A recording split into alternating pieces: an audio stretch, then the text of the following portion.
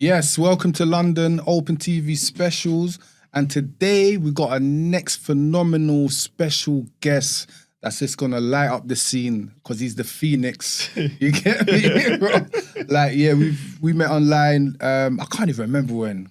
We used to do couple lives together and stuff. Yeah. But this brother has just got phenomenal knowledge on the next level as well that I think needs to be brought to the forefront because that's why it's called London Open TV Specials, because we're messing with special people, Super Saiyans and that. On the Dragon Ball Z test the second time I heard it today, yeah. So big up Phoenix, man. Introduce yourself, my brother, man. Yeah, I'm affectionately known as Phoenix in the spiritual community. I'm also an artist, a hip-hop artist called Phoenix Da Icefire. Today, I'm more on the capacity of just, Kari Imhotep. Yeah. Just in terms of the spiritual community, or community that we're in, that is where I'm going to be coming in today. Okay. Because, as you said, like we share the same thoughts and feelings about our community in terms of the root causes of our the problems that we're facing. I believe it's a very deep spiritual thing, and I've got some stuff that I would like to share with people. Oh, that's great, today. man. That's great. And so you describe yourself. What do you describe yourself as? Because I think your bio on Instagram is very interesting. So yeah. if you like to start from there, like, because it's a healer. A crystal healer? Is it a crystal healer? No, it's basically I'm a psychic surgeon. Oh wow! I'm a psychic surgeon, but there's just so much more. Bought my glasses. Yeah. To be honest, there's so much more than that I do. Yeah. And so much more that I am. I'm really just trying to keep it nice and simple. Okay. I'm trying to keep it nice and simple because we all wear different faces. We've all been many things. We've all done many things. It's hard to just take one soul and just say that is what they are. Do you know what I'm saying? I think that's interesting what you're saying there, because I've come to the conclusion of that I've been kind of ignorant to that. Okay. Like in the sense of like, I don't know, it's because I grew up on hip-hop, on the line hip-hop of keeping it real. Yeah, I like so that. What I mean is keeping it as one person.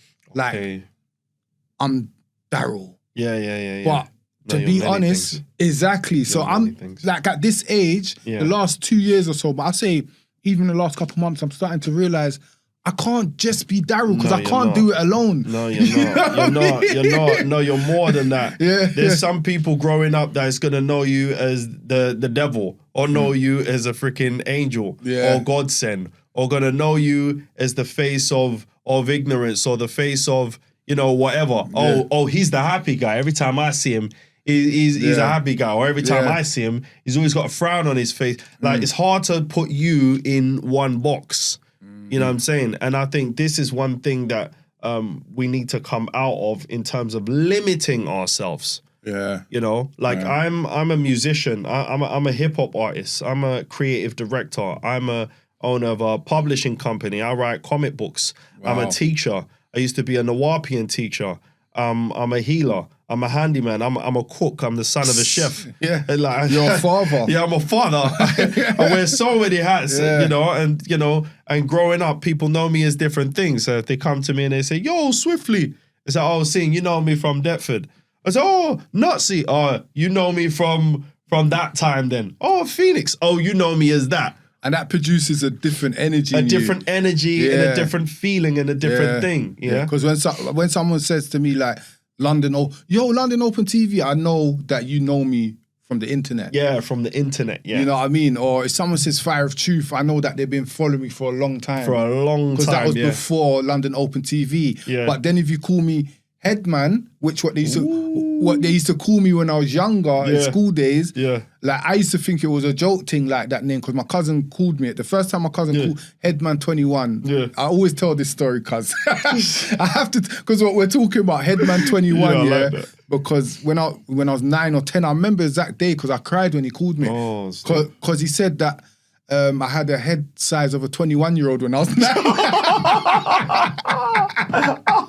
So he called me Headman. You can laugh, bro. He called me Headman 21. You know what I mean? Then I went home and I was young. I remember the whole energy. Did you want to give him? He's a big guy. He's a big guy. He's like, Headman, hold that. I couldn't touch him. Big bad blue. No, I couldn't touch. So I'm like, damn, you know what? It's got a ring to it. It's got a ring to it. So I went to school. And I said, you know what? Because everyone had names like 10 for this. I said, I'm Headman. Yeah, straight. I like that. Then it's like no one, then the big head joke started to deflect. Yeah. It was hard to... Because you own it. Because I owned it. You own it like Eminem. Owned it, like 8 Mile Eminem. I should have got copyrights. Yeah, it's straight, innit? Then when I was older and I looked up what Headman means... I was like, raw. Because everyone say, why for that? Why for Headman? You need to educate yourself. You know what I mean? But now I wouldn't use that just because of all of this. But if you know me, like if my people from Kenneton, that's what they know me as Head. Or people just say Head now because I'm a man, innit? But when I found out what Headman meant and my energy, because it was when I was older, I was like, raw, it means leader of the community. Nice. It means chief. It means head of the table. I was like, raw. So cuz he named me that without knowing. Yeah. And the cousin that know me that is an entrepreneur. He names there you go. and makes things all the time. It's kind of the alignment of that name was crazy. You know what I mean? I should still roll with it now, man. Headman 21. J Gang's always on to me saying, you got to tell people your name's Headman. Headman, what? Yeah, straight in it. Yeah. I own that again. In the YCs, I own that because if your mind thinks like that, that's your state. Your mind's in a state of Y. Yes. Y chromosome mindset. Oh, I like that. Yeah, I like that. Yeah, I like that. Yeah, bro. So I fully get what you're saying about the changing of face and the names, but it's for you to embrace. Because I think in the book 44 Laws of Power. It says something about you got to have 5 faces. Or 5 masks. Educate them. Yeah, so 5 faces or 5 masks or something like that for different occasions. It's just that as a black man, when you come around, when you're in a room with white people, you automatically change. Yeah. Like, yes, you know that you're a bit more... If you're a survivor, some people don't change. Yeah. And I respect they don't those know people. how to switch up, you know what I mean? Yeah, but I respect that. But at the same time, like for me, I used to work, I used to work for government as well. Okay. I used to work for government and I was one of the very few black people walking around cabinet office and all of that, and suit and tie and trilby hat and all of that. So you need to know how to represent yourself. You need to know how to, shapeshift. Yeah, because you have to know how to shapeshift. Because even being in growing up in the ends, like there's an energy that you need to give off if you want to be safe. If you want to be the ones not getting touched, you need to move a certain way. You need to speak a certain way. You need to exude a certain energy. Do you know what I mean? And, different strokes for different folks. You know what I mean? You can't turn up in a clown costume at a wedding and you can't turn up in a wedding costume at a street fight. You know what I mean? You got to switch it up. Yeah. No. Be like water. Bruce Lee said, "Be like water," and it take the shape of the container. Exactly. That's what it is. You got to know when to move a certain way, when to use the slang, when not to. You know what I mean? Like me, like I'm starting to understand the power of words. Yeah. I understood it before, but it's like you never stop learning. So. Yeah, of course. You never stop learning. So it's just like, say like my Christian brethren the other day, Jess, she was like to me that... Shout out to Jess. when you swear, like that opens up portals around you for negativity. Okay, you're trying to start there. You know what I mean? Okay. Like, and she's coming from a Christian perspective as well. So like her on... did they call it profanity when you swear? Yeah. Yeah. So it's just like, raw. And I grew up in a Cockney Jamaican household. So did I. All my family, like, I was born in Mile End. Okay. So all of my family, I was born in Mile End Hospital. You know what I mean? So I'm proper Cockney. Yeah. All of my, Jamaican side are Jamaican Cockneys. You know what I mean? Yeah. So the swearing was heavy. Yeah, it's heavy, isn't it? Yeah. But it's like, I'm glad we're getting into it now. Yeah. What I've learned in my wisdom, because you have people who read a lot of books and then they regurgitate, or they hear some things and then they regurgitate. Me, whatever I say to people, Yeah, and I think I've said it to you before. If I haven't experienced it, gone through it, don't know about it on a personal level, I don't have a personal reference for it, I'm not going to talk about it. But one thing I do know is that there are two languages. Yeah. The first language is the language of intention. And the second language is the language of the tongue. Yeah, the language of the tongue. Yeah. So the language of intention, it goes beyond this realm. Mm-hmm. It goes beyond this realm. Yeah, it's a frequency. It goes beyond this realm. Mm-hmm. And then that is crystallized in this dimension by the tongue. Yeah, by the actual tongue. Mm-hmm. So, for instance, when you meet someone, you'll know instantly if they're feeling you or not, because their intention is already spoken. Do you know what I mean?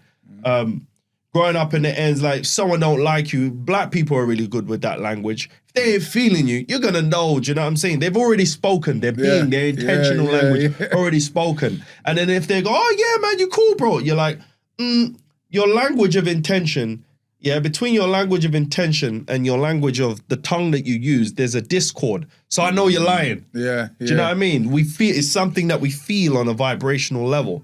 So for me, it's all about intention. It starts with the intention. You know, and it's watered by the seed of the tongue. You know, it's watered by that. So if you have a good intention, you're coming from a good place, whether they're swearing or not, you're going to feel. You're going to feel that good intention. True. Like, good example of that is when I was on the train on the way here. This guy was just swearing. He's Cockney as well, swearing and swearing and swearing. A few people got up and walked away from them. But as I listened in, I was like, this is he's dropping jewels. He's a really good person. He's talking about manners, respecting people, who are cleaners, whatever job they do. Like, he's a really good person. And then you have people who are really good with their tongue, but they got a nasty intention. So, I understand there is some kind of etiquette, There is some kind of etiquette, both on an energetic and vibrational level. And, you know, when you're using your tongue, there is some etiquette that can be had to sharpen it up. It may be rough around the edges, but for me, intention first and foremost. Because if they're ignorant to it, like, say, like, they don't have the type of knowledge that you might have or I have, and they swear a lot or wherever, it's more based on their intentions then. Because they say once you know now, that's when it's like ignited, innit? Now you got to live by it. Because you can't unknow it. You can't unknow it. So you can't unknow it. He might not never came across this knowledge. Yeah, exactly. So he won't judge himself for that. And he's not going to be judged. He's not going to judge himself, and he's not going to be judged for that. So you might be like, hold on a second. They're so beautiful with their words, like, namaste, greetings, beloved, and all of that. And these people you couldn't trust with your children. Do you know what? Because I've been in like kind of similar to you, probably, like the road, of course, the work community. Like, I've worked in like Guildhall and all these places where the Magna Carta is. Like, you know, I've been in a lot of different environments. And what was I alluding to? It's gone. No. You was talking about, we was on the subject to talking about, like, is along the lines of don't judge a book by its cover. Someone may look a certain way, but it doesn't mean they are a certain way, and it's not always reflective. You brought me right back. Like, when we're in that community, like when I was in the conscious community, I thought because he's wearing a dashiki or she's wearing this or she's got a natural hair, that automatically makes them good people.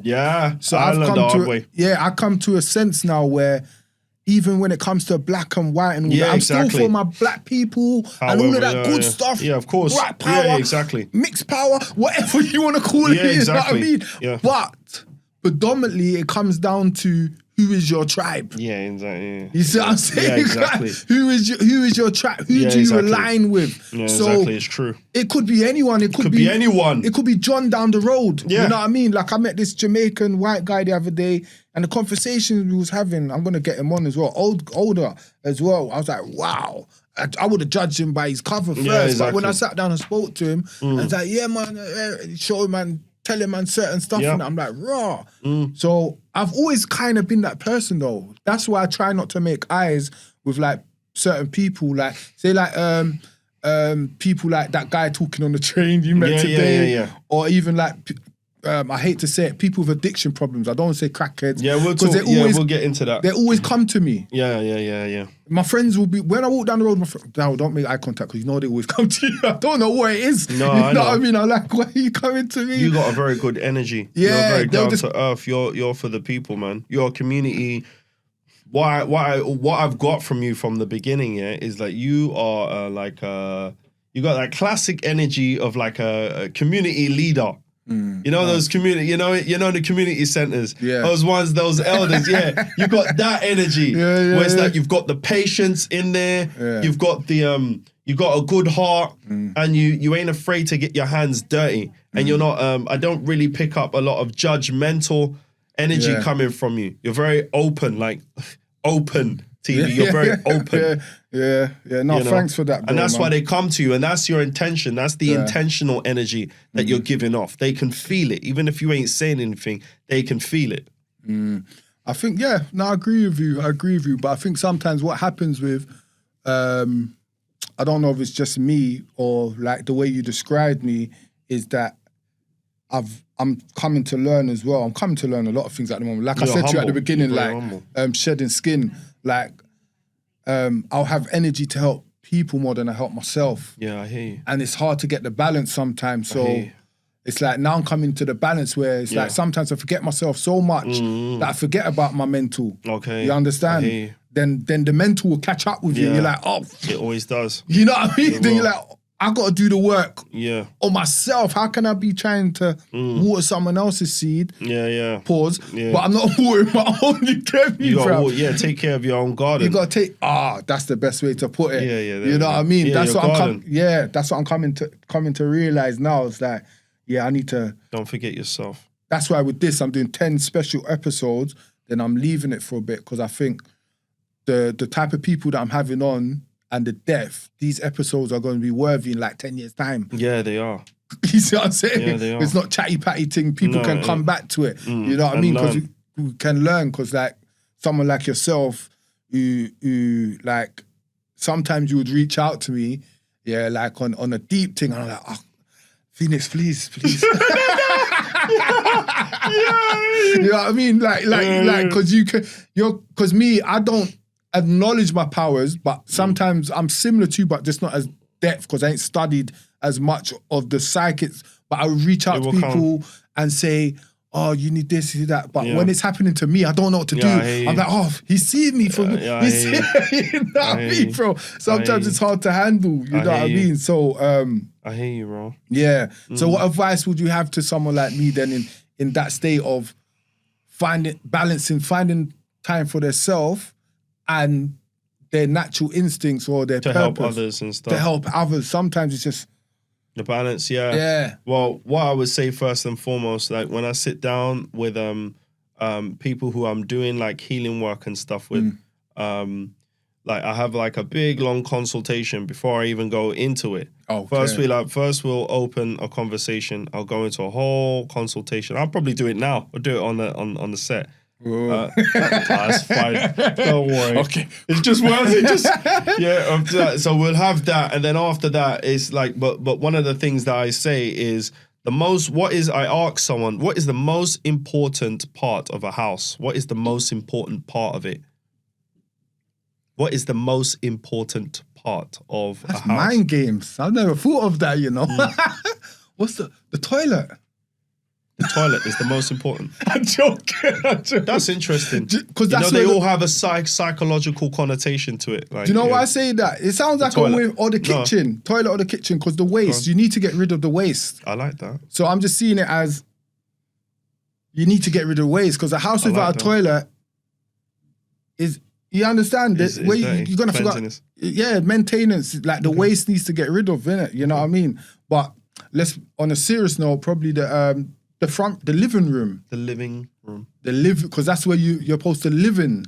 You know what I mean? So the living room, predominantly, you know what I mean? Probably toilet next. You know what I mean? Yeah, I like that. Yeah, so yeah. You know what I say? So first, I ask that question to get kind of like a probe of where their mind is at. Oh, wow. No, where's my mind? No, that's like cleansiness. You went straight to cleansiness. Okay. And getting rid of and letting go and shedding skins. You know, it's quite indicative of where your mind is at. Letting go, shedding, you know. Yeah. Wow. So, but I say to them that the most important part is the ground that is built upon. The ground, because the ground, foundation. Yeah, the foundation, because that dictates what can be put on top of it. Because if it's a weak foundation, you can't put a Dubai skyscraper on it. Yeah, you know, the foundation will tell you if you can put a skyscraper, a mansion, or if it's only strong enough to hold a shack on top of it. And that foundation is your relationship with yourself, first and foremost. So if you've got a weak foundation, you can't put CEO on top of that. You can't put, I'm going to go for my dreams and do what I need to do. You can't put husband or wife or whatever on top of that. You can't put, all right, I'm going to be a healer or I'm going to be a psychiatrist on a weak foundation because it would just fall through.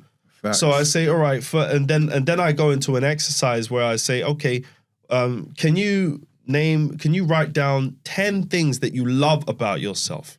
If I was to ask that question, would it be an easy, medium, or difficult thing to do?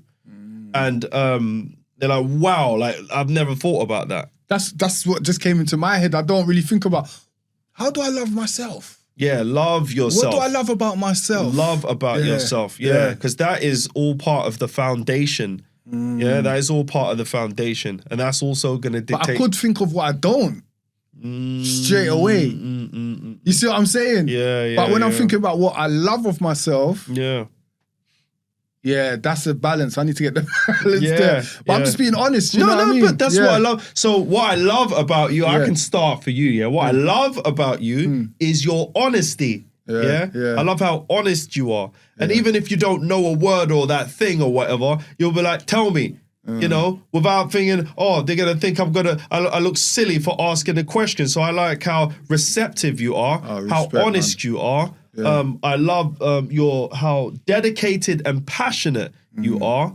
I love your good intention. I love your, that's just a few of them. I'm not going to help you with that. You have to do that. No, thank you, bro, man. No, thank you, bro, man. We're only 10 minutes in and I feel like I'm healing. So if you need some help with healing, man, give them your app, bro. We're just getting started. But like, your relationship with yourself is really important. Your internal dialogue. What do you say to yourself?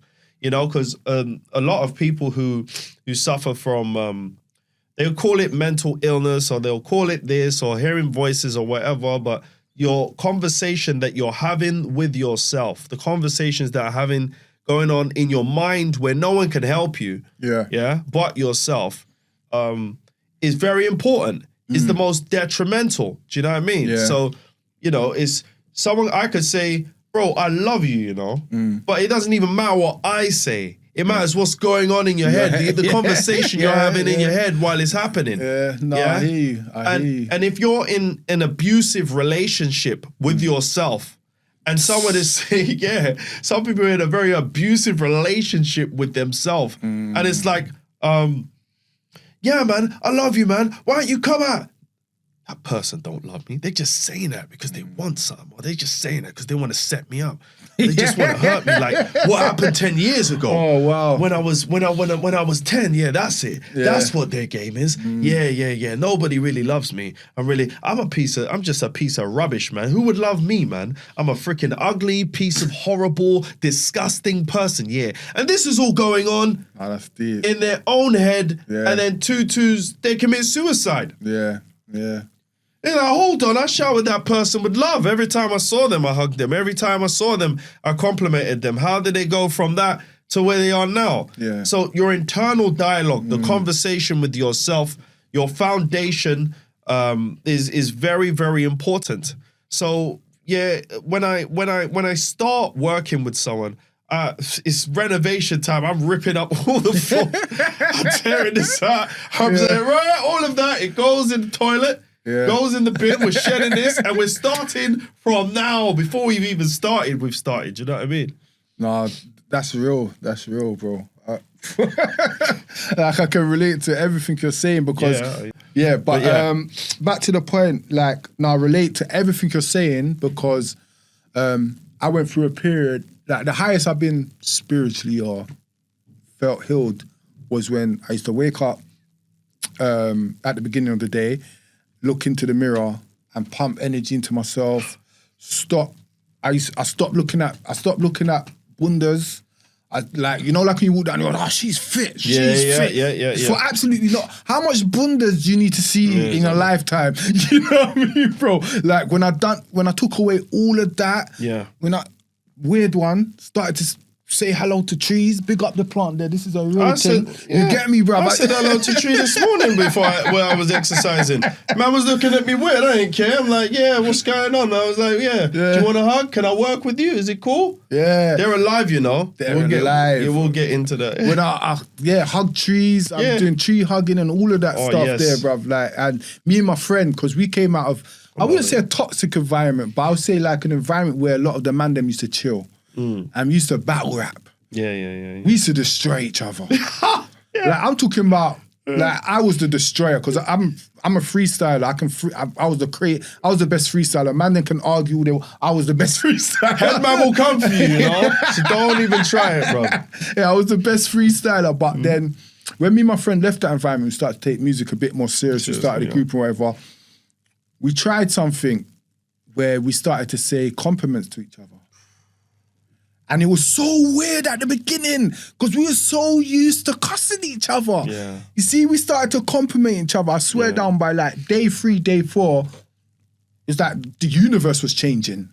That's the only way I could describe it. Like everywhere we went, people just coming to us with messages. Yeah. Like you're just walking down the road, man's eating Pringles. This guy comes up, you shouldn't eat Pringles because they're man's doing this. Next thing, someone else comes to man. And them times there are dreads as well. Yeah. I swear down, everywhere I went, there was a Rasta next to me. Yeah. On the bus, there was a Rasta there. Yeah. On the train, there's a Rasta there. Everywhere I went, because I controlled my sword. Yeah, I changed. Like Jesus said, the sword is your tongue is your sword. Yeah. You know what I mean? And like, I like that phrase because some people don't know what it means. And it means that like, you can use it to kill, you can use it to hunt, you can use it for the good, you can use it for the bad. So when we started to use it on each other as men as well, black men from rap battle culture and that, to start complimenting each other, it was the weirdest thing. But even now, me and my friend talk, bro, that was the highest man's ever been. It's like we'd be walking everywhere, because we weren't looking at girls directly now, guess what? They'll come to us. That's the game. That's the new game, guys. You want to pick up some bunda? That's what you need to do. I'm playing. No, that's facts. That's the real though. That's facts. Like in the sense your of intention speak in it. Your like good celibacy and all of that. Spoke about this before, and not looking at women sexually and all of that. Looking at them in their eyes. Yeah, you know what I mean, and just taking them in. Like, I'm talking about like every woman was like just open to man. It was just like it was just a whole different energy. You know what I mean? Because women can feel that. That's what we was talking about, the language of intention and the energetic etiquette. That's what you touched upon just now. Wow. It's the etiquette. Yeah. You'd be surprised how much of it you know. Yeah. You just, if you was to kind of take everything you know and I was to put it in a different context for you, I was to actually show you certain things, you'd be like, yeah, I know this. So one thing I learned about... just to use that example of women, it's like they can feel. Do you know what I'm saying? Yeah. They can feel, like we can all feel. You know, you're sitting there and then you're like, hold on, someone's staring at me, and you turn around and they're looking right at you. Do you know what I mean? It's because they're touching you with their mind. You know, they're touching you. You can feel it because someone's touching you. Yeah, they're touching you, and that energetic etiquette is something where. So now I'm going to go into my wisdom, my wisdom from what I've encountered, experienced, what I know in doing the shamanic work that I do. The higher you go, the higher dimension you go, the less dense the frequency is. The more delicate everything is, the more intentional you have to be. Yeah. So, for instance, for instance, I'll give you an experience. I'll give you an experience that I had. My friend, before a session that I did with someone, I used to have a lot of fear surrounding dealing with like entities, negative energies, and just doing the healing work in general. I used to have a lot of fear because of the things I would see and the things I would encounter and have to deal with, you know? And my friend, he came round and he gave me a spliff. He rolled a spliff up for me just to come check me beforehand. I did my session at the end. I smoked the spliff and I picked up all of this person, all of my brethren's insecurities, his self-doubt, his everything. And I was like, oh my God, I should not have done that. But I picked up all of his stuff. I was like, is this where he is? Like, picked up all of his stuff. And then I was praying to the divine. I was like, can you help me, please? I don't want to feel like this, yeah? And he took me all the way up. And I was in this plane, yeah? I'm in this plane. And it just looked so peaceful and clear. It almost looked like a meadow, you know? And this being was kind of brought to me, and it was saying, and what I was told is, if this thing shakes, yeah, as soon as it shakes, yeah, all that energy that you got on you is gonna go. So I'm sitting there, I'm like, all right, cool. So it's done what it's done, and all of that just went instantly. But then it was falling apart, and I instantly just started feeling very guilty, regretful. It's like, oh, what have I done, kind of thing. And as I'm doing that, it's harming the being more. It's harming this being even more. The more guilt and the more shame and the more whatever I'm putting on it, it was harming it more, even destroying it, and it had to get taken away. And I was shown instantly that the higher you go, it's like it'd be the difference between having like a mosh pit party in a china shop where everything is made of porcelain. Yeah, the higher you go, even the feeling of guilt and the feeling of shame, they are heavy energies. They are heavy energies that impact higher beings. So it's balanced in that way. Yeah. The lower you go, the more dense it is. That's why, you know, growing up, you're cussing your brethrens, whatever. It's not hurting them. It's not affecting them. The higher you go, even someone's energy, yeah, without them even saying anything, the energy they give it can offend and can harm. Yeah, 100%. And this is what I learned in doing my healing sessions with sitting down with people. Like their intentions are felt. Yeah. Intentions are felt. Everything is very subtle. And that you can't lie in these spaces. This is what I love about this type of work. You cannot lie. If a person is not full of love when they're doing this work, you're going to feel that straight away. Whether you're experienced or not, it's just something that happens. Yeah. So yeah, the higher you go, the more etiquette you must have. Yeah. Just like you know, let's just say heaven, yeah. Let's just say heaven or God's house, a heavenly divine's house. Yeah, it's like white carpet. You can't come in with muddy shoes.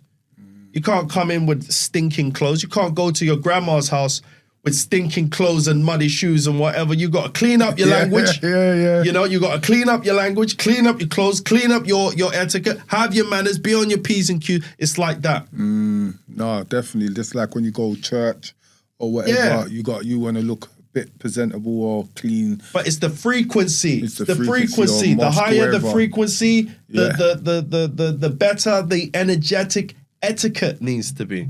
I think that's very interesting what you said about taking a spliff from your brethren and taking his energy. Yeah, I didn't realize. So would you say like sharing spliffs is like a form of intimacy? It is because it's all energy. Everything is. I didn't know that before. That's why I took the spliff in the first place. So a lot of the stuff that I'm gonna say on this show today, it's stuff that I've got a personal reference for. Yeah. Over many times before I've decided, okay, that's the truth, because I've encountered it many times and people around me have encountered it many times on and off the work that I do. So yeah, I'm very clear about that which I know, don't know, or I believe. If it's something I believe, I'll be like, yeah, I'm still kind of chewing on it. I'm not sure about it. Yeah. So So you used to rap as well, innit? So Yeah. Would you say how did you know you was a healer? When did that clinical moment come that you thought, I want to help people through spiritual means, through spiritual methods? That's a good question. I was 13. Wow. I was 13. Significant number as well. Yes, man. I was, and by the way, I was shook of all of this stuff we're talking about now. I'll be honest with you, I was freaking shook for a long time. So it's not just something, and I never use, when it comes to like psychedelic medicines, which I'll go into, I'll properly break it down, yeah? Yeah, okay. I was shook of all of that, ignorant to all of that. I thought it was all funny man business, some crazy hippie white man drug stuff, all of this spirit, evil spirit, good spirit, all of that, curses, voodoo. I was shook of all of that, and I wanted nothing to do with that. So that was my upbringing. I didn't do no Ouija board or any of that stuff. Free to the dark, all of that. Stood away from all of that. But yeah, when I was 13, so just to bring you back a bit, yeah, please. So you shook of all of that. So what type of spiritual household did you grow up in the sense of, was it a religious household or a spiritual household? Well, funny enough, like all of the stuff that was, my mum used to be second to the priest. Okay. And she used to sing in the gospel choir. I was baptized, all of that. Yeah. Circumcised by a Jewish man, all of that. Like, mum, dad married, and then they had me like the whole nine. So you're Jewish? No. But it was the thing. Okay. Born in 1987, it was the thing. They wanted to get the best, innit? Like Jewish man, whatever, circumcision, like all of that. Okay, I got it proper traditional. Yeah. So my mum went from that to coming out of the church. She was just raising us about Christianity and what she knew, coming more spiritual Christianity. And I kind of brought the whole Nawapian, right knowledge, Dr. Malachi stuff. The law of attraction, that kind of stuff, yeah. But I was 13 when my dad passed away. Yeah, so he passed away when I was 13, yeah. And then I had this experience where I'm in the bathroom and I could feel his energy filling up the whole bathroom. I was like, rah, my dad's here. Wow. And then I goes, if you're here, let me know that you're here. And then he knocked on the door 3 times, hard on the door. I opened the door. I didn't see him. And I was like, you know what? I'm scared. I'm not ready to see you. And I was convinced that if I saw any type of ghost or whatever, I saw my dad, I would go loony. I was convinced that I would go loony and lose it. But later on that year, New Year's was coming and I didn't want to go out and hang around with the man them or whatever. I wanted to do something spiritual. Yeah. And I didn't have any kind of knowledge of any shamanism. I didn't know what shaman was. I didn't know what healing was. I didn't know any of that. But I decided to light a candle and burn an incense and chant Om from 11:30 to 12:30 for an hour to bring it in. And that's also when I got into like right knowledge. And then the second year, I did that again with my mom and my brothers. The third year, it was my mom, my brothers, and my friends, small friends. And then the following year, my mom, my brothers, my friends, and my family, until it was like 30 people in my mom's house. We're all holding hands, and we're chanting Om to bring in the new year. So it was just something that was encoded in me. And then What's the significance of Om? Of Om?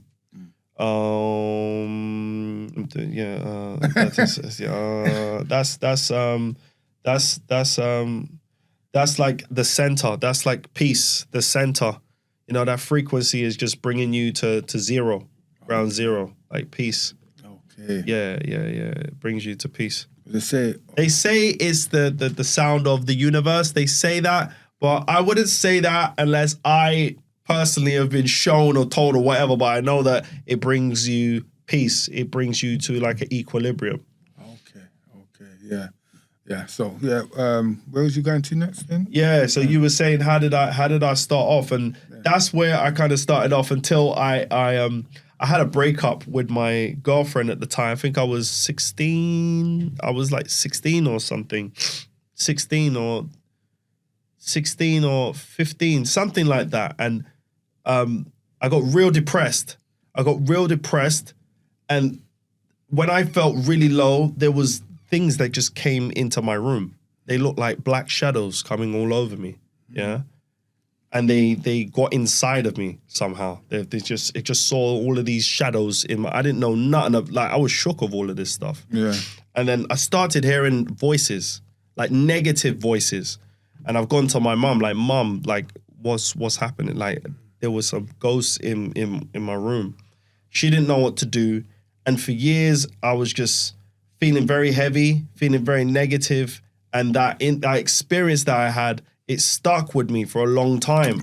So I got to know about possession and what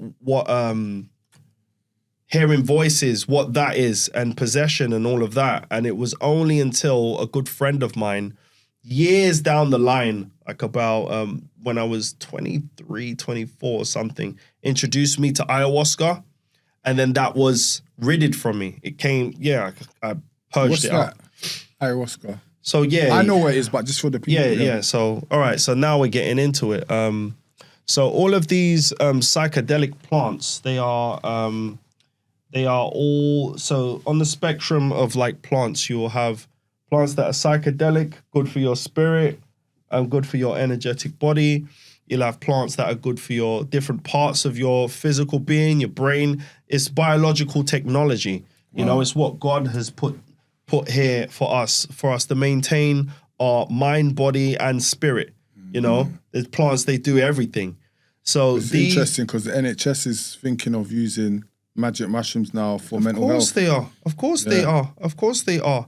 I'll really get into it. I'm going to drill down on that.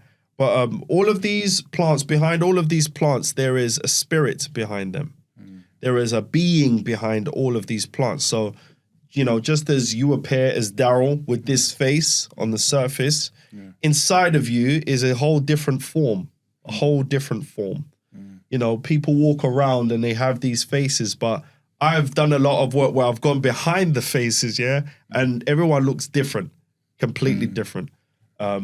Different depending on what they've done to themselves, different depending on because some people, they warp their own being. So behind the face, they look completely different. They look, disfigured.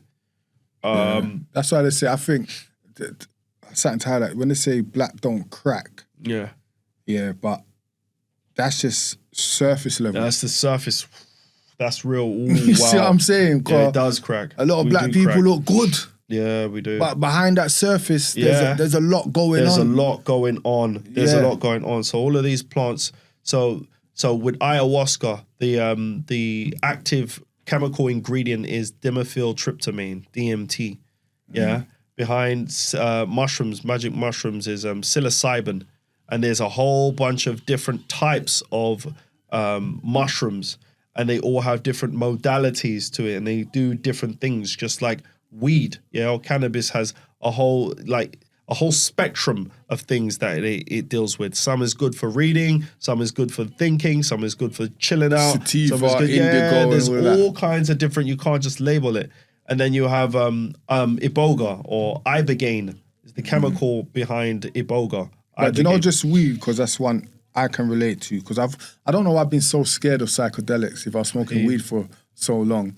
You know what I mean? Because I know I'm sensitive. Yeah. I'm sensitive to alcohol. I'm sensitive to weed. Yeah, I don't drink or smoke anymore. Yeah, so like, and weed was taking away my dreams. Yeah, I want to start dreaming again. That's why I've stopped for 9 months now. Oh, you know congratulations. But what I was clocked about weed, what me and my friend clocked, it's mad, me and my friend went rolling for time, Yeah.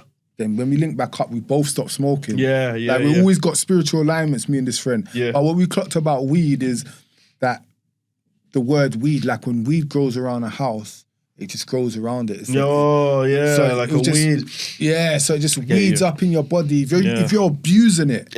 I'm glad you said that. Yeah. Because it's not the plant that is the problem. It's our it's the energetic etiquette and the respect that we bring to these things that cause the harm. So all of these plants, like iboga, you can get from Gabon. It's a tree bark, and ibogaine is the chemical that comes from it. Salvia divinorum is what comes from it. Wow. It's linked. It's in between the mint and the sage plant in terms of its classification. Salvia, and they all do different things. Yeah. One, like salvia is very good for dream walking with your astral body. Dream walking. After I.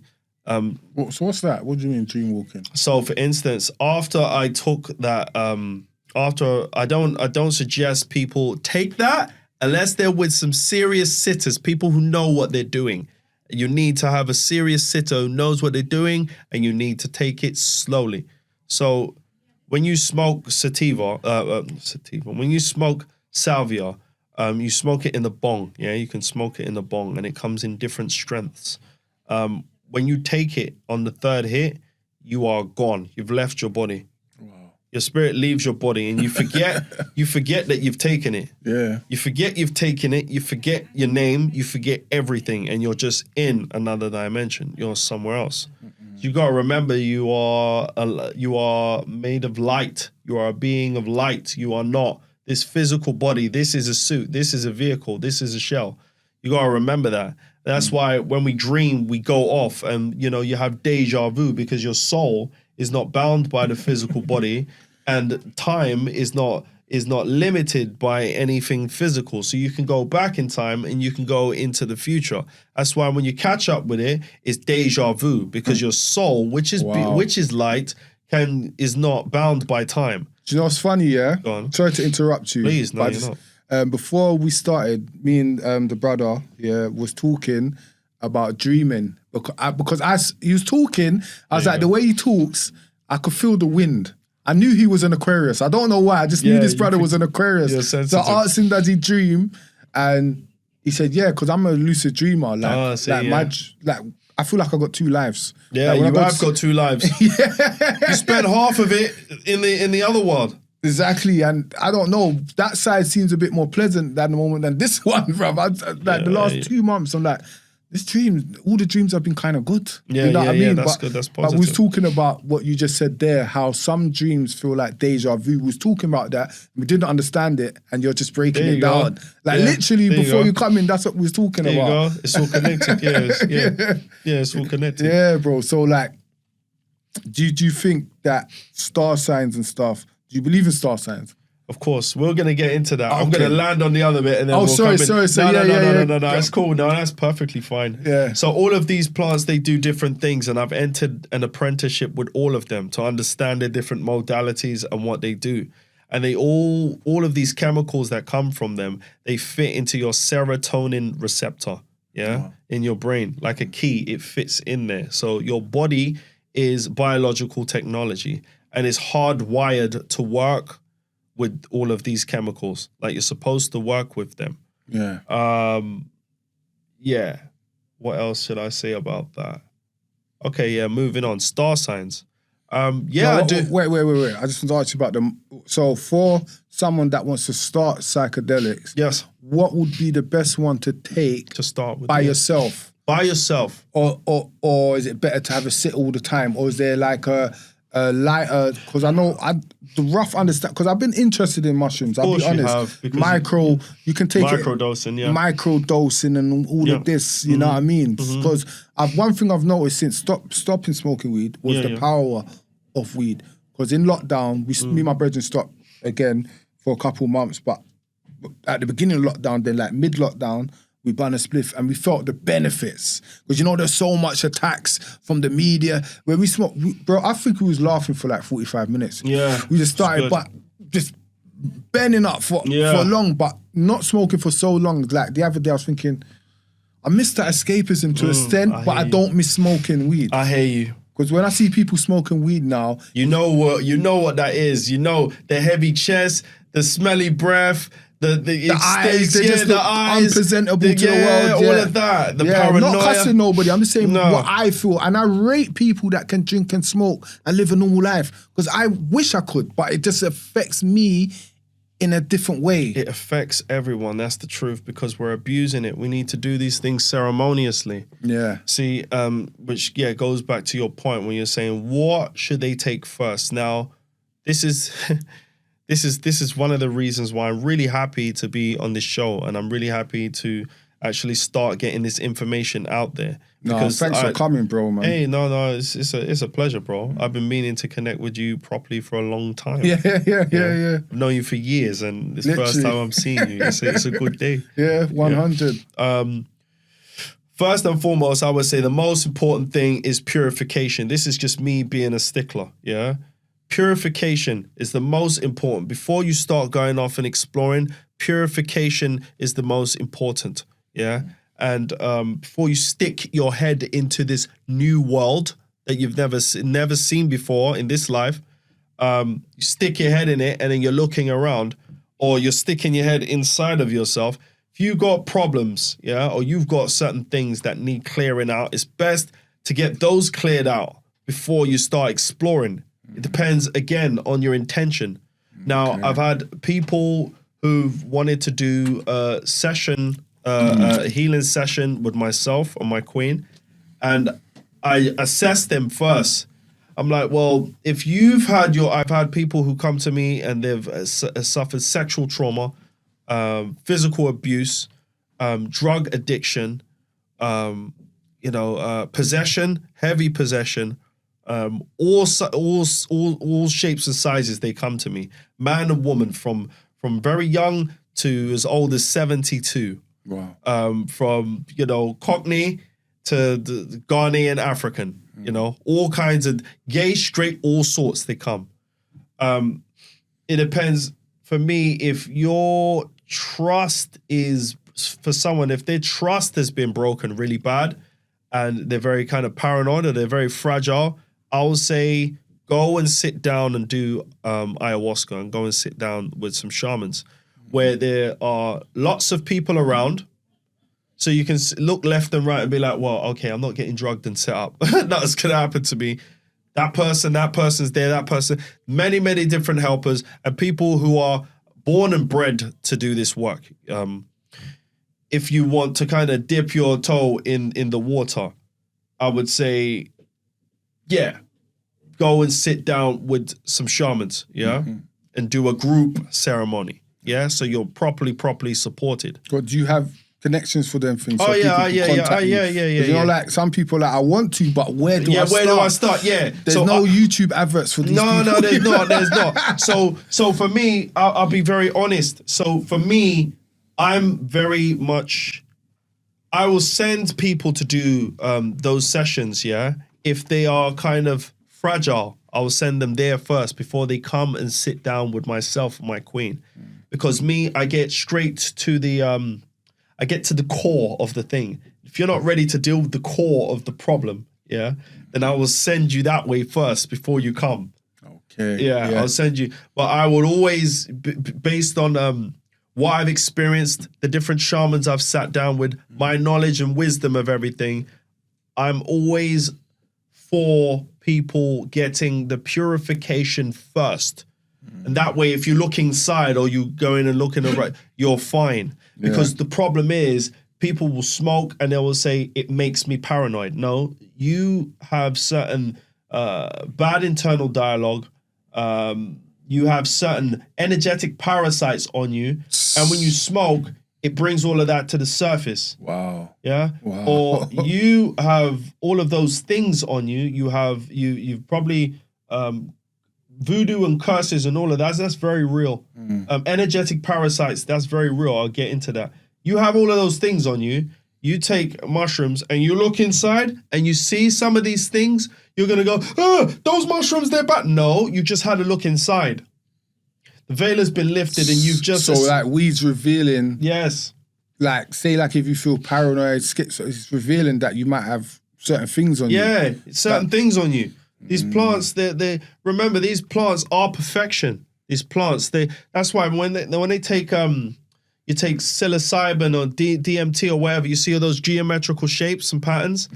That is because that's sacred symmetry. You're literally ingesting sacred symmetry. Wow. Perfection. Like, it's bringing you into harmonic resonance. That's what it's doing. On a vibrational level, it's bringing you into harmonic resonance. Yeah. But, for people need purification first. That's my thing. I'm all about getting rid of all of that stuff, all of that gunk, all of that stuff. Toilet. Yeah, exactly. Yeah, exactly.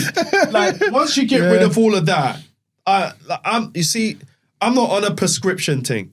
You see me once, maybe twice. We're going to deal with it in the one night. We're going to deal with everything. We're going to cleanse all of that. And then I don't really want to be seeing you every week. Some people do this because they want to see people every week. You know what I mean? Drain them out, more money to every week. You know what I mean? But so you can argue it in two different ways.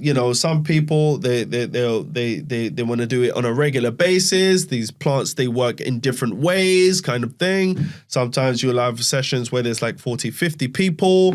But they cannot, and they can only do, for me, it can only do so much. You still got work to do.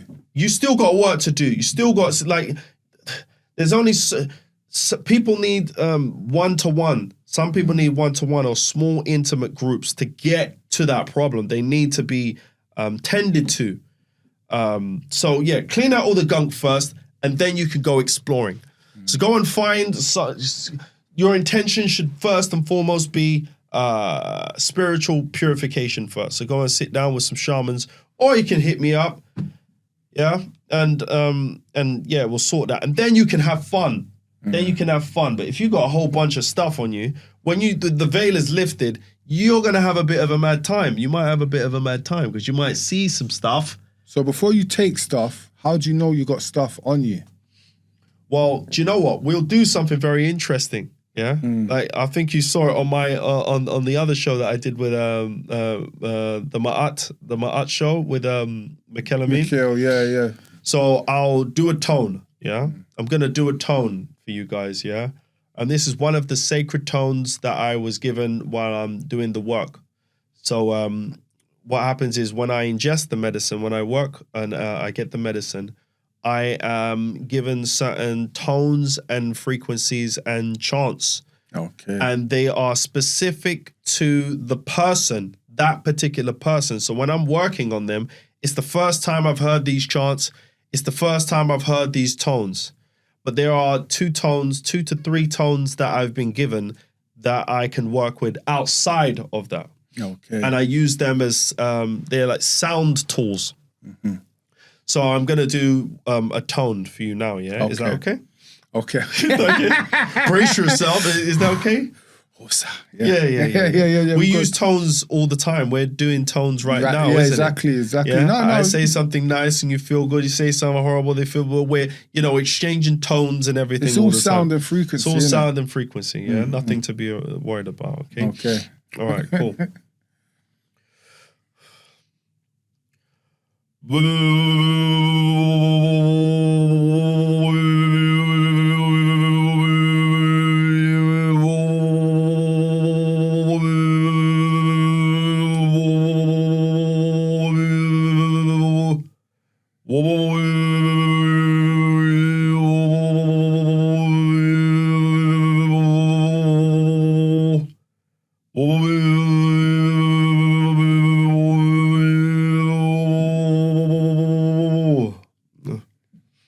Did you feel that anywhere?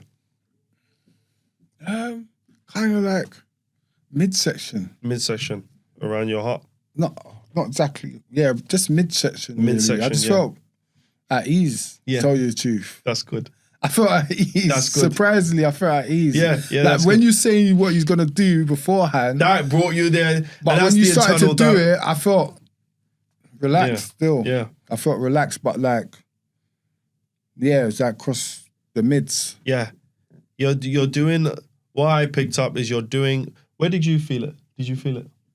See, for me, it was more like just a general thing, like the vibrations, that makes sense. And so after I closed my eyes, I was just like this. But it was soothing. Yeah. That's really positive. That's really positive. So a few things. I can tell that you're doing a lot of work on your heart. You're doing a lot of work on your heart. There is some light stuff to do, but you're doing a lot of work on your heart, and your heart is in a good space. That's generally where the work needs to be done. Just a lot more heart stuff. Probably letting go of some stuff. Probably you've gone through some stuff, and it just needs processing. You know, like you're eating food and you haven't digested it yet. It hasn't gone all the way through. It's still in your mouth. You're still chewing it over. Yeah. It's crazy. That right there is just like, yeah. Because say like last week, I've had acid reflux problems in history. But say like when I go to sleep, I was getting waken up by acid reflux. Like the food wasn't going down. So it's funny that you say that. Yeah. But I clocked that as something in my diet. I took that out and it's kind of stopped. We're gonna go through that as well. But it's funny that you say that. You know what I mean? It always happens. Yeah. That description there resonated with me. And like the heart work, like I've been in the gym more than I've been in the gym in years. Yeah. You know what I mean? Like stop smoking. Yeah. It's all about fitness, the heart. Doing good. And all of them stuff there. Cardio. So I can relate to a lot of stuff you just said there. You're doing amazing. And like letting go of stuff. Yeah. You're doing amazing. That's what I was talking about before. Like I feel like I'm in a space where I need my own space again for a bit. Yeah. To get the best of me, to get the best of my family. You know what I mean? I just think, not to say I don't need people, but I need myself. Yeah. Foundation. You're tending to your foundation. Your relationship I feel like with yourself. My foundation's been kind of shaken because I've been putting too much out there. I think when you're on the internet a lot, you're giving a lot of yourself. You're giving a lot of yourself and you don't know who you're giving it to. If you see what I'm saying. I get exactly what you're saying. So you don't know who's evil eyeing you. You don't know who's... So more people are speaking about you. Yeah, you see what I'm saying? I hear you. So I just need to take time for myself, step back. I like that.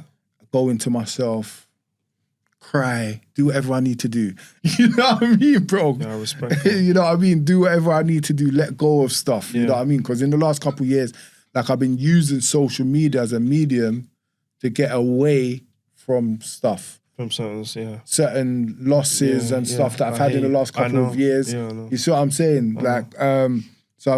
That help got me through. Yeah. It was actually social media that helped me get through one of the worst times. Like strangers reaching out to me, like John, who's following me, a shadow follower, don't even talk to me, like John, mate, I've been through what you've been through. I'm here for you. I got love. Just you, random people that I don't know in real life, but now you're a real life person. You've come into reality. You've come out of the matrix. Now I've seen that you're actually a real person. Not an AI plant. Not an AI plant. You know what I mean? So so I can relate to what you were saying there still, 100%. Yeah. So it's like when I do that tone, wherever the discord is where my tone is going to go to straight away. Okay. So some people, they will feel it on top of their head. Some people, they'll feel it around their third eye. Some people, they'll feel it in their throat. Some people will feel it in their heart. Some people, they'll feel it up and down their energy points, which is where energetic parasites or blockages can be attracted to, you know. They come to that. So if you felt it in your head, you're probably dealing with a lot of conflicting thoughts. They're having a lot of conflicting thoughts, bad internal dialogue, heavy. The head is feeling heavy, foggy, and they're just hearing stuff that isn't really for their benefit going on in their head all the time. If they feel it in their third eye, their vision is being blocked. The spiritual vision is being blocked. And that's actually... And my thing's been pulsing, you know, like the last 3 weeks or like just starts pulsing. Like the middle of my head, I'm like, it's probably being activated. Like, why is it pulsing for? I'm thinking, am I transforming or something? Yeah. Yeah, because to be honest, it's supposed to be open, you know? You see when you sleep, and you close these eyes, you're opening up the third one. That makes sense. You close these eyes, you open up the third one. And that's actually, it's not a woo-woo weird thing. It's supposed to be open because you're not You're not this physical body. You're not the car. You get in the car and you possess the car and move the car. Make the car say hello. Make the car blink and say you can go first. That like you possess the car, just like you are the soul possessing your body. And you know, you say that, yeah. You know, like I was doing some research, yeah, but I looked on ChatGPT. No, but I like what someone said to me. It's assisted intelligence. You see what I'm saying? And then it made me see it in a whole different light. Way, yeah. You know what I mean? But you know, like the blue light on the phone affects melanated people more than anyone else. I was saying, yeah. So the blue light on the phone will distract us from these things. Yeah. Will interrupt our dreams. Yeah. Interrupt our thoughts, our sleep, and everything. You know what I mean? So there's a lot of attack. There's a lot of attack, and there's a concentrated effort into lower the frequency of people. This is why. So I'm going to go through that. I'm just going to finish going through that, and then we're going to talk about the star signs. Yeah. And what we need to do. Carry on. What I want to do. No, carry on. Yeah. I just want to give him my phone, see if we can get like a little recording for a trailer. So the heart, yeah. If you feel it in your heart, you should. There's a number of reasons why someone will feel the tone in their heart, but yeah, some heart opening exercises. And if they feel it in like their solar plex, they have their willpower has been blocked. Wow. Yeah, their willpower has been blocked. And, you know, you will hear people say things like, when it's blocked, you will hear them say things like, I can't be bothered. I just don't want to do it. Or they want to try and do things, but they just can't because it's blocked. Their energy center is blocked. Or if if you felt the tone in your root chakra, you need to do something with your sexual energy. You need to clean up your sexual energy, like what Brother Daryl was saying earlier on, in terms of and use it as an exercise.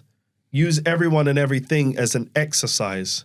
So, like, all right, now we're gonna go into virtue. So you must exercise patience, forgiveness, mercy, gratitude, compassion, all of these things you exercise, and that will also help you clean your internal being. So when you exercise mercy is like putting a security system up on your temple, to stop negative things coming in, because there's energies around all the time in certain different places as well, around bars where there's alcohol, places where there's drugs. Bro, there are entities around. When I go bars now, clubs, you feel it, innit? I feel it. I feel everyone's energy. Yeah. I just feel like a party poop. I'm like, this ain't for me. Yeah, exactly. I rather open mics and those type of things there. Even what Mikhail was doing yesterday. Yeah, the Cesarrojo. I didn't even get invited, but anyway, I see you there, cuz you didn't invite me. He's on the list next time, you know. Cesarrojo, you know. Shout out to Mikhail, the energy. Next time. That looked amazing. I said to my cousin that it looked like a Black Illuminati underground party in the 80s. I mean it in a positive way. Party. Oh my God. I was like, what is this? It's proper. I've been, the vibration looked amazing. That's what it's about. So it's like there are, you see, and let's just demystify and debunk certain things, When we're talking about demons or parasites or whatever, it's the same as, it's like a spiritual ecosystem, like an invisible jungle overlaid over this one. Wow. Same way that you have flies, you have leeches, you have all kinds of different things. You have parasites and things on every different level. And they're all just attracted to feeding on what they feed on to live. You know what I'm saying? Wow. Just like a fly is going to feed on feces. Yeah. But is it evil? No, it's just attracted to, I think it's the balance. Yeah. Just like you have creatures that rule the night, creatures that rule the day. Is one more evil than the other? No. You know, one has a positive charge, one has a negative charge. Yeah. But is it good or bad? No, it's positive and negative. So you'll have entities and beings that feed on negative energy to survive. And you have beings that feed on positive energy to survive. Yeah? So these energies, I think that's why bad people tend to live longer. They got a saying like that in Jamaica. Bad people live for long. Well, we'll talk about that. Yeah. We'll talk about that. No, we'll actually talk about that. But like they're attracted to negative energies to people. Yeah. So that's it, mercy. So mercy, you know that time you've been in a fight before, innit? Yeah. I've been in enough fights. Yeah. I lost a couple as well. One couple balance. Don't worry, Headman's coming, but I played. I was known for headbutting people. Yeah. The finish. That's it. 1, 2, 3. He's out of there. Yeah, we had to be warriors and take care of ourselves and stuff. And you know, you start off learning how not to be, and then you grow up how to be. You know, if you learn for your experiences. But you know, there's this energy in the air before it kicks off, before something happens. There's this energy in the air. It's almost electric, isn't it? Yeah. There are entities, energies ready to feed off of that. And they want to possess you for that moment so they can express and enjoy some of that energy from that. So they're wanting to get inside in that moment where it's all kicking off. It's like, can I come in? And then you're like, no mercy for you. When you do that, you open your temple. Yeah, they come in, and then people say things like, I lost control. So who was controlling? I saw red. Why was you seeing red? Why is all the colors and everything changed? I don't know what came over me. What came over me? That's what happens. Like, you get possessed for that moment. I don't know what possessed me to do that. Yeah. So when you exercise mercy in that moment, you shut the door to them. I'm not gonna lie, that's the one thing I've been good at. That's why I always, like, growing up, even I was the peacemaker. With my friends, I was always like, violence was the last resort. Yeah, it's always the last, isn't it? Not when to you're say a I good couldn't person. get techie, but I'll be like, man, them allow it, man. Yeah. Because I'm a Aquarius, so I think 5 years ahead. I'm like, I'm not going jail for this. Yeah, innit? This ain't happening today. We can just go our separate ways. You know what I mean? I've always been that person with that patience. That's one thing I love about myself. See, I like that. that's the one thing. My patience in those conflicts. Because man, them always say to me, when we go out with you, Head, there's never no trouble. Yeah, exactly. There's never no trouble. Yeah, exactly. It's not happening. Because your intentional language is not on that. Yeah. And the forgiveness. Forgiveness is like emptying rubbish bags out of your house. Yeah. So what happens is like, oh, that person done me something. Boom, rubbish in the bag. Oh, that person done me. And then what will happen is if you left your door open, you left your house open, and the rubbish was stinking in the yard, what will happen? Tell me what would happen. Flies and all this stuff, the smell, rot. Over bad time, environment. over a week, So maggots. So it will start off by you having maggots and flies and all of that, and over time you'll have animals that come in, and then over time it will change the ecosystem of that house, and it will no longer allow you. It won't be habitable for a human soul to be in there anymore, for a person to be in there anymore. So you must exercise forgiveness. Forgiveness is emptying the rubbish bags out of the house. And that's where people feel, that's one of my exercises for if they felt the tone in the heart. Yeah, That's brilliant. Do you know why? Sorry, I just want to add to that point quickly, because I had an old friend, I'll say his name, that I didn't forgive for something for long. I was blaming him for something for when we was young. It was something deep. Something to do with someone passing away. Rare. But I saw him recently and I said, you know what, bro? I was wrong to blame you, bro. You know what I mean? Like, and I'm not gonna lie, it felt, even he was happy because he read past. I was like, hey, come here, man. Then I just let go of it. And it felt so good because it was something I was holding for so long. It was my friend that passed away first, and we were just looking for something to blame. I'm like, how could we blame him for that? I was like, bro, I'm sorry for that, man. No, we're good, man. You know? But it was just the end. Like, I felt so good. I can't describe the feeling. I felt like, literally, it sounds cheesy, but a weight was taken off of me. Exactly. Like, Exactly what you just said there. And see, this is another reason, why London Open TV is a place that you should really be checking out, And this guy in particular, you should check him out because he's someone who walks his talk. He's someone who walks his talk. He's not just here just windbagging like a lot of people out there. He's an actual, real, genuine, good person. Thank you, my brother. And there's a lot more that's a deep spiritual thing. When you're saying that, before that was the highest you've gone to. No, you're elevating. You're still going, bro.